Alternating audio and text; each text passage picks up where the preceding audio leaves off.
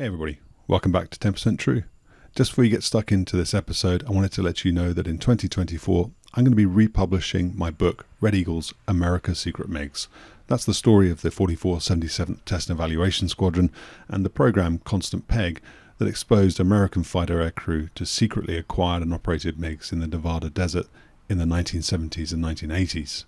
The book's been out of print for a while, it goes for crazy prices online, but I'll be republishing as a softback exclusively through my website, 10percenttrue.com.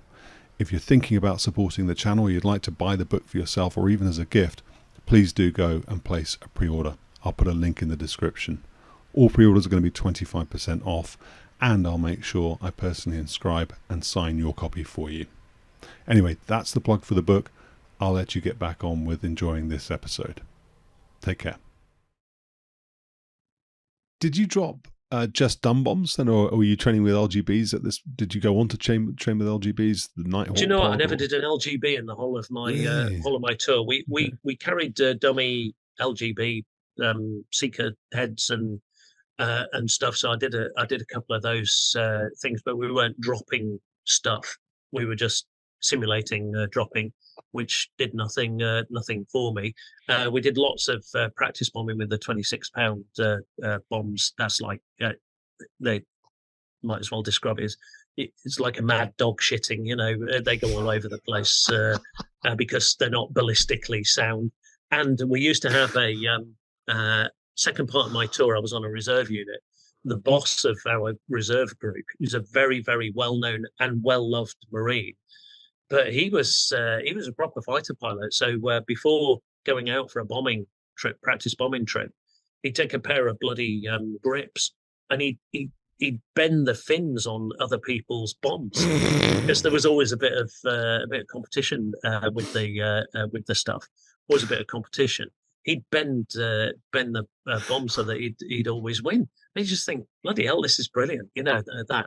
But and so they go all over the place with those bombs. Not supposed to, but generally they would. And I was shit at bombing.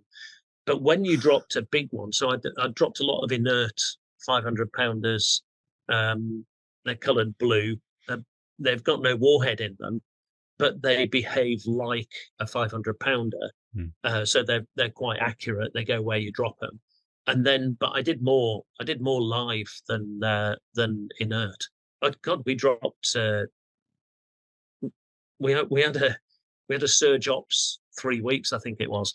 We'd handed a load of bombs back to the Marine Corps because we couldn't drop them. We didn't have enough people to drop them. And the Marine Corps went, well, they're all going out of date, so it's easier for us to drop them than it is to decommission them. So here's all your bombs back. We got 200,000 pounds worth of bombs, and we had to drop them all in two weeks. And we went surge ops. Christ, I was dropping eight 1,000-pounders in one stick, you know, like that. And you know, you can imagine the massive bloody bang that those made.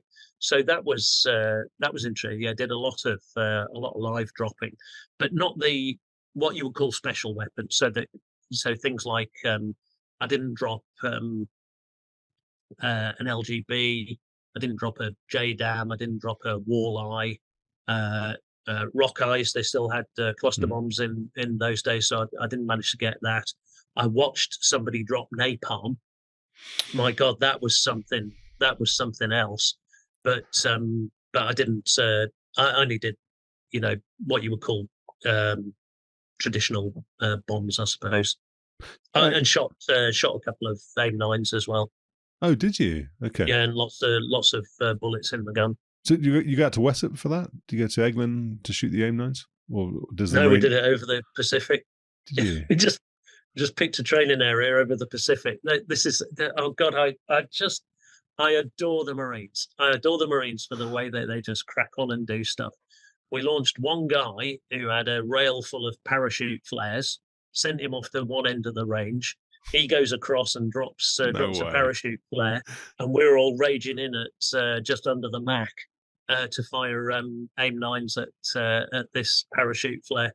Wow. So and you know, we're all saying you know, we've got tone on this thing. This plaintive voice goes, just wait, like that, as he's trying to clear the area as quickly as he can. And it's proper Wild West stuff. We've just launched these bloody AIM-9s and downrange they went. Yeah.